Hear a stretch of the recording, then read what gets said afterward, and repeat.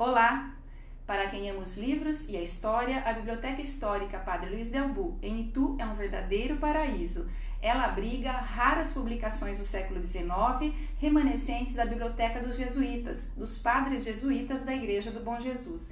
E quem está aqui no programa de hoje para nos contar tudo sobre essa preciosidade é a coordenadora voluntária Ali Maria Dias de Queiroz. Bem-vinda, Ali! Obrigada, Mina, é um prazer estar aqui e poder apresentar para vocês e para os seus telespectadores um pouco da história, muito importante, tanto da cidade quanto da próprio desenvolvimento da Igreja da Fé na cidade de Itu, que a gente pode retraçar hoje por meio do acervo da Biblioteca Histórica Padre Luiz Delbu. É uma biblioteca que foi criada pelos jesuítas, cresceu ao longo do tempo. Eles estiveram por vários séculos em Itu, até precisamente 1992, e todo esse acervo que estava de posse, que foi criado, fomentado por eles, hoje volta à vida, está voltando à vida aos poucos, pelo trabalho da Biblioteca Histórica através do Instituto Cultural de Itu. E como foi, Ali, que todo esse importante acervo, né, e o Instituto Cultural se encontraram? Conta essa história pra gente. Bom, o Instituto Cultural é uma associação criada já há 10 anos para trabalhar com a cultura, com a história, com a memória da cidade em todas as suas formas. Inclusive é responsável pelo Museu da Música, né? Museu da Música tem um acervo muito grande de partituras, uma coleção de livros também muito significativa, por meio de buscas do próprio Instituto, do seu presidente, o Luiz Roberto de Francisco, e também de doação das pessoas que acreditam no trabalho e na importância de preservar a história da cidade. Então, em 2014, houve um encontro de ex-coroinhas na Igreja do Bom Jesus, do qual o Luiz Roberto participou. Ele foi coroinha, ele tem uma história muito ligada tanto à música quanto à própria igreja e aos jesuítas. Ele conviveu com vários deles lá. E aí descobriram que tinham caixas guardadas lá nas salas do antigo seminário com o que restou da biblioteca, já numa situação muito precária de acondicionamento, de manutenção. E aí foi feita uma parceria com a Igreja Matriz, que nessa época já era a responsável pela Igreja do Bom Jesus, por meio do Monsenhor Durval, para começar um trabalho de recuperação, de tratamento dessa biblioteca. Então aí os caixotes desceram, pensou-se num espaço dentro do próprio seminário, né, anexo à Igreja do Bom Jesus. São 2 salas, né? São 2 salas hoje, que faziam parte do seminário, né, os padres circulavam por lá, os seminaristas, futuros padres também. Então ela está muito vinculada a toda essa história e pretende hoje trazer de novo para a cidade o que foi esse momento, né, não só religioso, não só de fé, mas também de cultura e de educação ligada à história da igreja, dos jesuítas e à cidade de Itu. E a devoção ao Sagrado Coração de Jesus, ao apostolado da oração, era muito forte, né, Ali? Então, o Bom Jesus começa, na verdade, com uma matriz de Itu lá por 1600 e pouco, na época da fundação da cidade. Com a construção da nova matriz, mais ou menos onde está hoje, o Bom Jesus acaba virando uma capela. E aí começam a chegar os padres, né, principalmente italianos, para trabalhar no próprio Colégio São Luís, no Colégio Patrocínio, no Convento de São Francisco, onde hoje sobrou daquele conjunto todo apenas o Cruzeiro, que fica ali em frente ao Poupatempo, ao casarão da família Caselli, a Câmara Municipal, e começaram também a se hospedar no Bom Jesus. Nessa leva vem o padre Bartolomeu Taddei, um italiano que começa a perceber que as pessoas na cidade não tinham uma compreensão mais profunda, mais detalhada sobre a própria religião.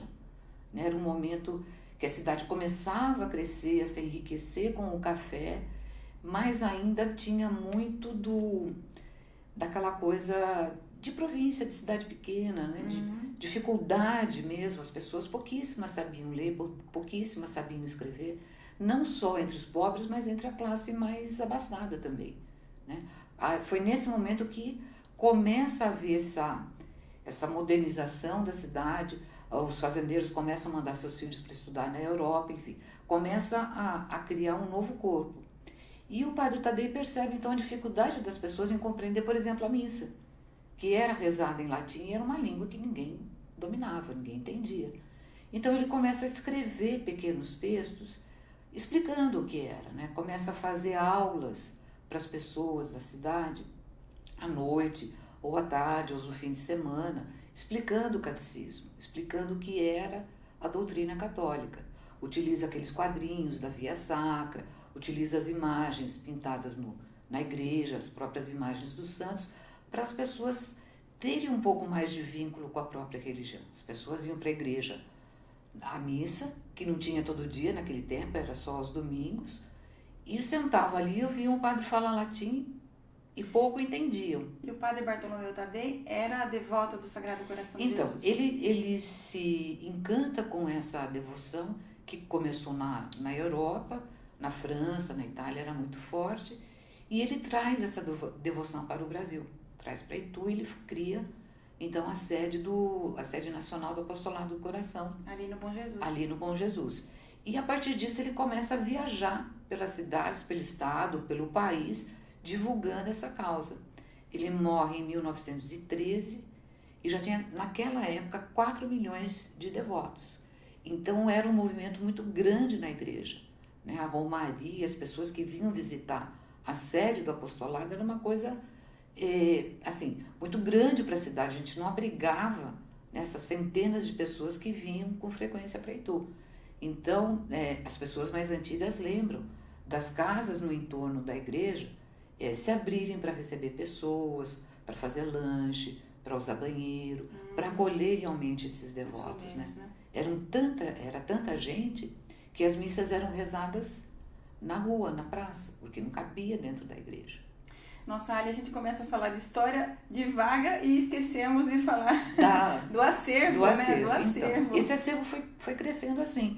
Padre Tadei traz um pouco de coisa, cria outras coisas, os padres que vão chegando também vão incorporando, né, seus gostos pessoais, suas necessidades. O jesuíta é uma ordem que se destaca pela erudição, né, pelo estudo, são muito aplicados, né, conhecem a fundo os assuntos.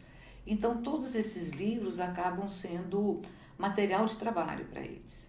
Então, para fazer um sermão, para fazer uma pregação na Semana Santa ou numa festa, eles realmente estudavam a fundo. Era uma formação muito forte, profunda, né? Para falar com a comunidade, né? Quais eram os assuntos que interessavam, o que as pessoas na cidade estavam falando, né? Sobre o que estava discutindo. Inclusive, quando estive lá visitando a biblioteca, eu vi que há uma diversidade muito grande realmente de assuntos, né? Física, química, livros de todos os astronomia, farmacologia, agricultura, estudos acadêmicos estrangeiros, norte-americanos, europeus, ligados aos relacionamentos sociais. Então, eles iam estudando muito para poder se aproximar das pessoas, da comunidade, entender o que eles estavam pensando, estavam sentindo e poder, né, dessa forma, levar um pouco do pensamento jesuíta, do pensamento católico,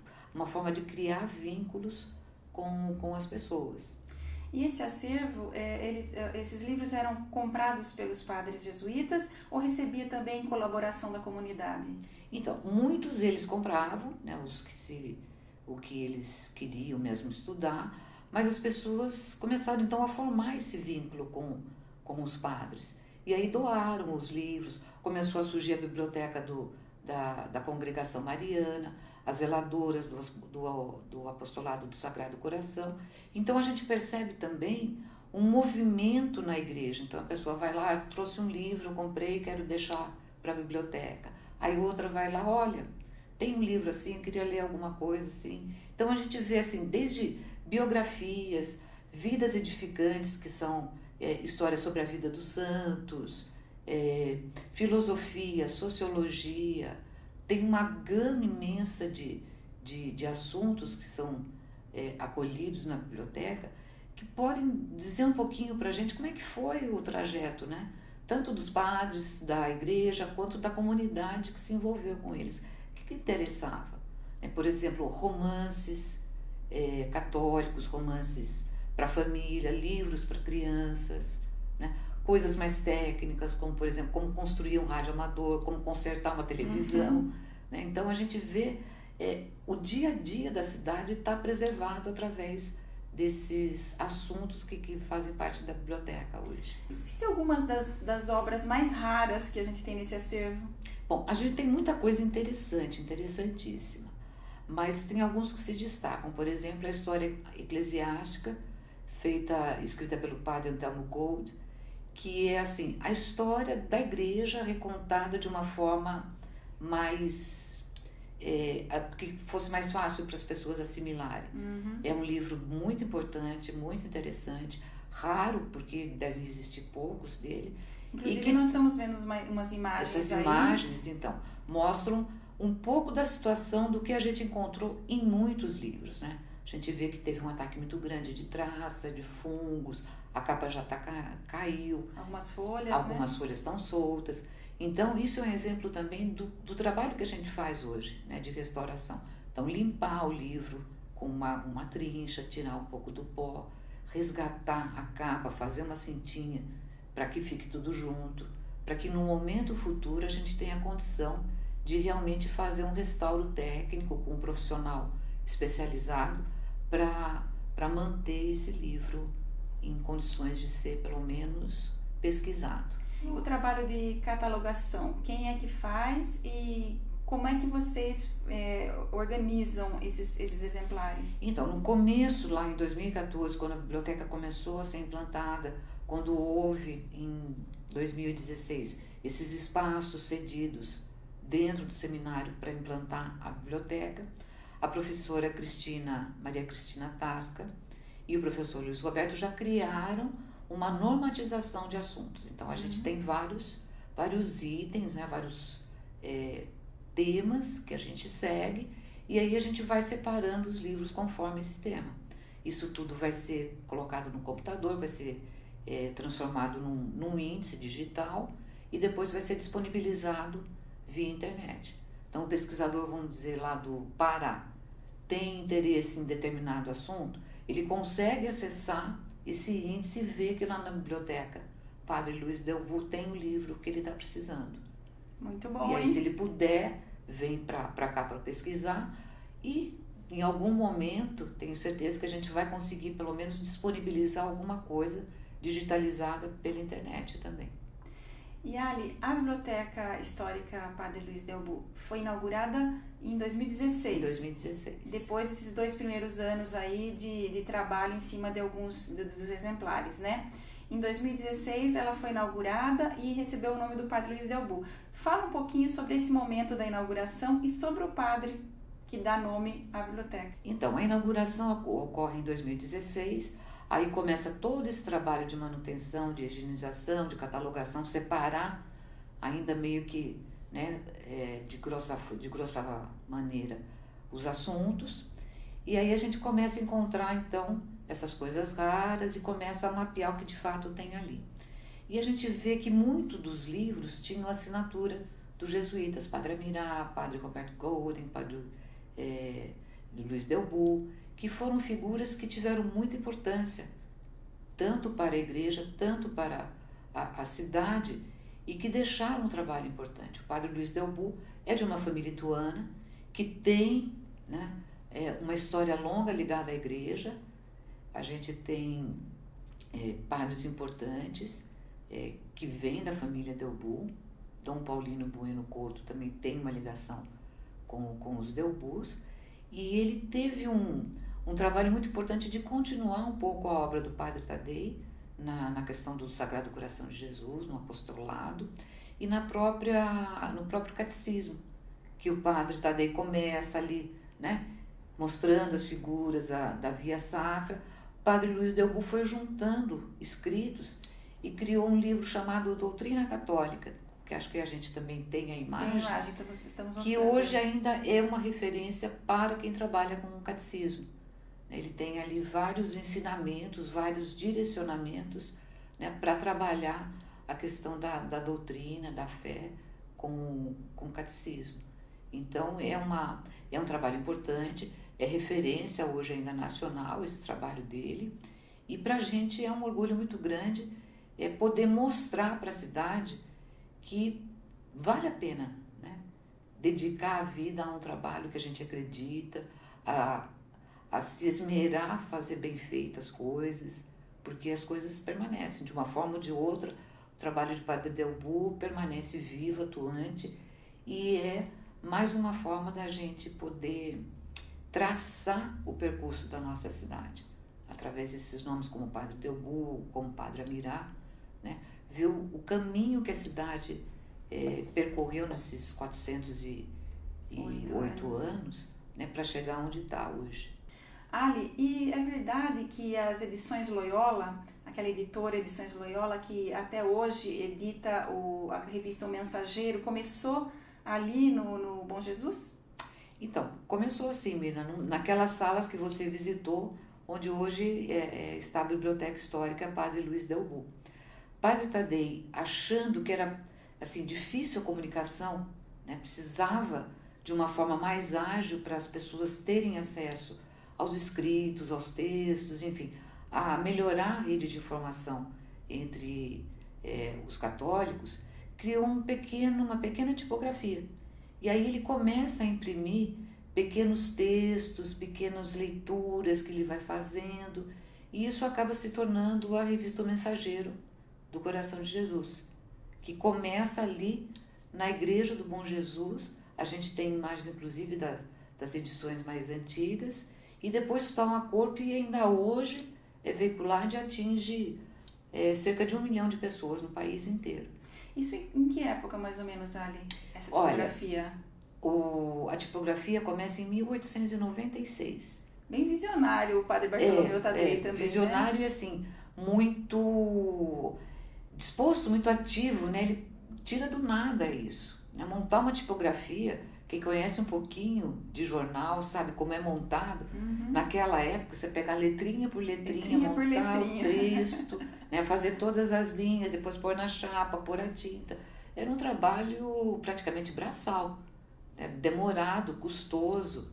Então a gente vê quanto ele acreditava no que ele estava fazendo, porque se ele não tivesse muita segurança, muita confiança e muito foco nas coisas, ele certamente não teria levado isso à frente, né? E nós temos lá na biblioteca alguns exemplares, alguns livros que foram impressos ali na tipografia? Tem bastante coisa, inclusive o Mensageiro, até ir para Petrópolis foi impresso ali, vários livros foram impressos ali, e um também a gente considera uma obra rara, que é uma obra chamada O Paulista, escrita por um senhor chamado Augusto Rezegue, que fala exatamente da formação do povo paulista.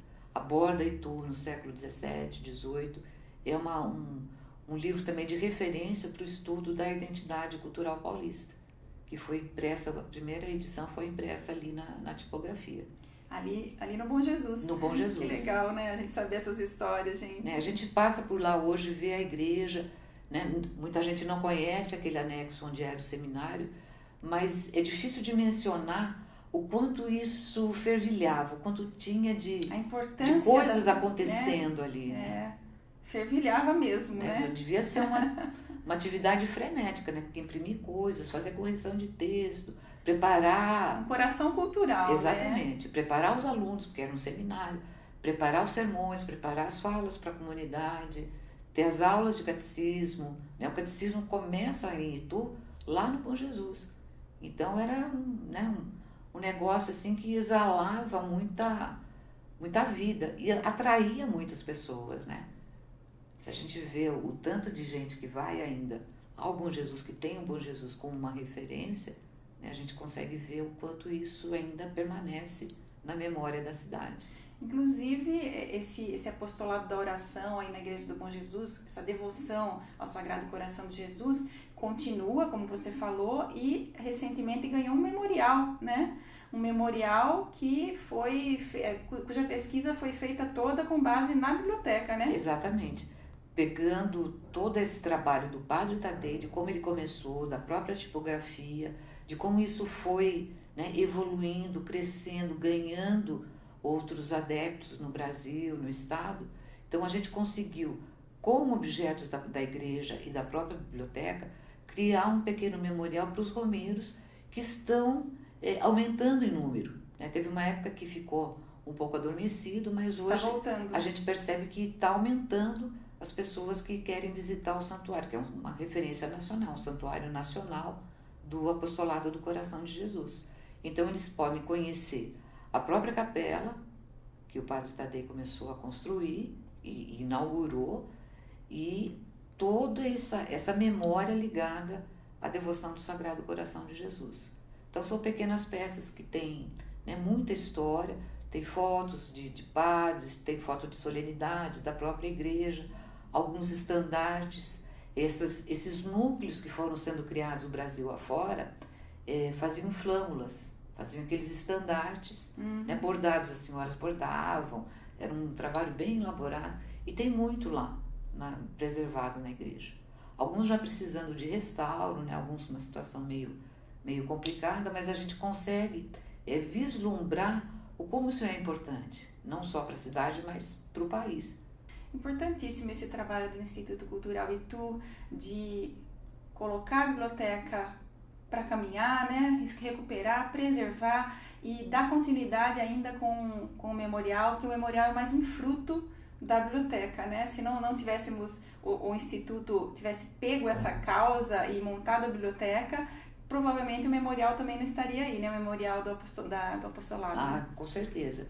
Além de toda essa memória física, né? Os estandartes, os documentos, as fotos que a gente pode ver, o Instituto Cultural, pelo Museu da Música, também tem restaurado partituras das missas, das músicas que eram cantadas no coro, ao longo de todo esse tempo. Então a gente tem coisa muito antiga, feito para a Semana Santa de 1800 e pouco, 1700 e pouco, pelos padres italianos ou compositores ligados à igreja. E a biblioteca, ela faz ações educativas, recebe alunos?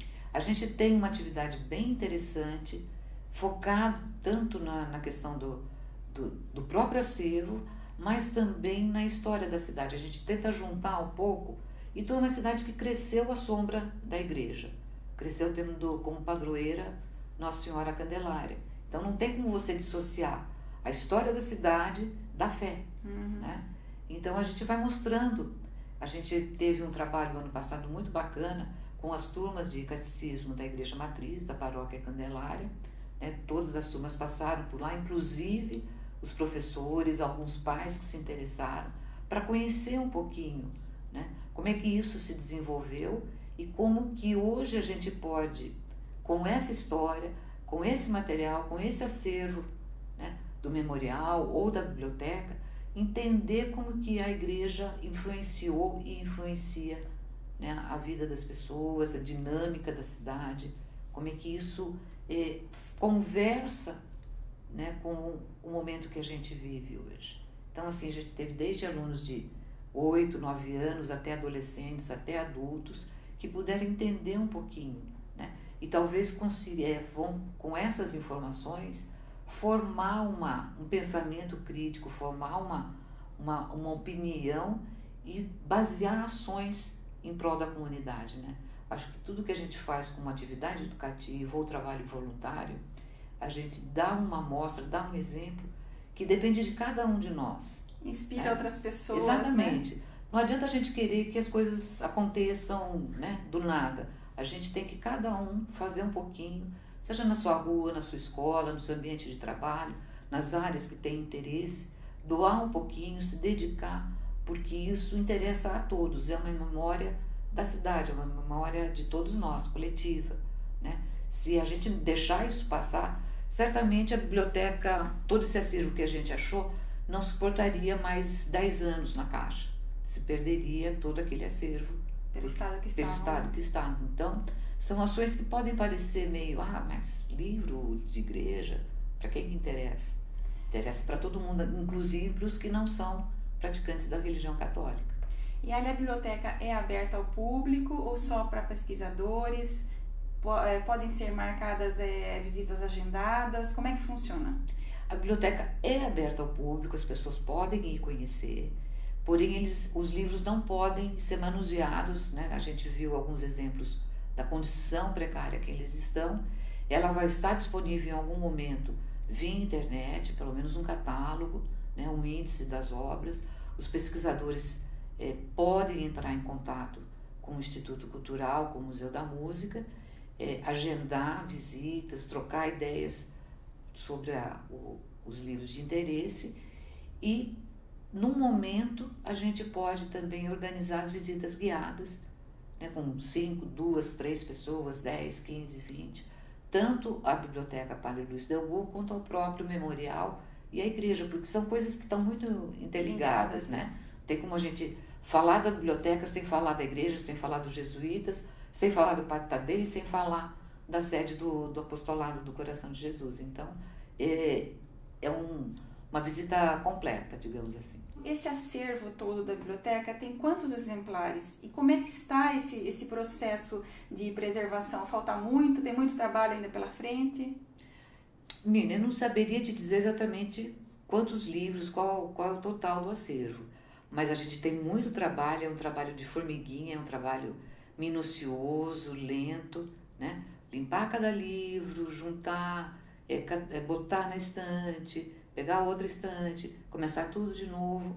Então é um trabalho que ainda vai demandar um tempo, não só os próprios livros, mas também os periódicos, as publicações, revistas e outras coleções que a gente tem lá, como seleções, várias revistas católicas, né, periódicos avulsos. Então tudo isso demanda um tempo de organização, de limpeza, de catalogação, e é um trabalho que começou com a professora Cristina, com o professor Luiz Roberto, num primeiro momento com alunos, estagiários do CEUNSP, que também foi uma força muito importante nesse arranque desse trabalho, e hoje continua com 2 pessoas voluntárias, a Maria de Lourdes, a Lourdinha, que também foi aluna do CEUNSP, e eu, que estamos lá todas as quartas-feiras, da 1h30 às 3h30, 4 horas, fazendo esse trabalho de higienização.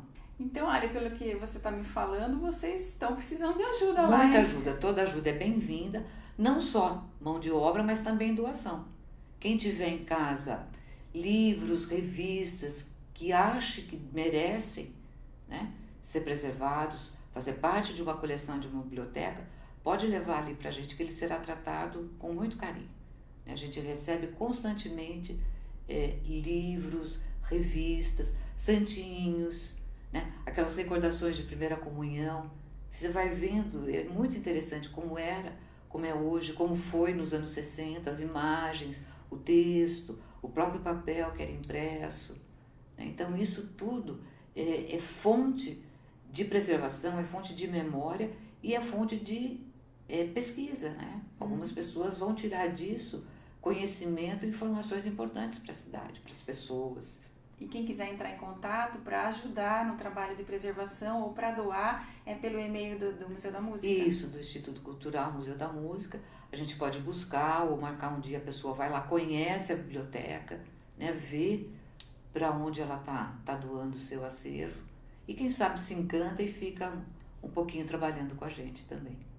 Ali, eu queria aqui agradecer a sua presença no programa e parabenizar pelo lindo trabalho voluntário que você e a Lourdinha hoje fazem, né? Muitas outras pessoas participaram, né, desse processo aí da biblioteca, mas hoje quem está tocando mais ali perto, próximo, no dia a dia, é você e a Lourdinha, né? Parabéns, viu? Muito obrigada, eu acho que é uma parte pequena que eu posso oferecer, né, em prol da memória da cidade, da nossa história, né? Deixar para as pessoas que estão vindo, jovens, pesquisadores, né, condições melhores de entender todo esse contexto, né, que a cidade de Itu desenvolveu e torcer para que isso, né, continue e ganhe pernas. O Instituto Cultural Museu da Música tem outras ações super importantes. O museu funciona aos domingos, das 9 à 13h, tem uma pessoa ali também voluntária, que apresenta o museu, o acervo, as coisas interessantes, bacanas que a gente tem lá. É surpreendente também, né? As pessoas podem ver objetos, ver partituras, ouvir músicas. Então é uma visita que vale a pena, tanto ao museu quanto ao memorial, à própria biblioteca, e a gente recebe todo mundo com muito prazer. Muito obrigada, Ali, viu, pela sua presença aqui mais uma vez. Eu quero também mandar um abraço para o professor Luiz Roberto de Francisco, que é o presidente do Instituto Cultural, Itu. Então, Ali, muito obrigada, viu? Eu que agradeço, Nina. E obrigada a você que nos acompanha pela ITV, canal 24 da NET, ou pelo YouTube. A sua companhia é sempre muito importante para mim. A gente se vê na semana que vem, tá? Sexta-feira eu tô de volta. Beijo no coração.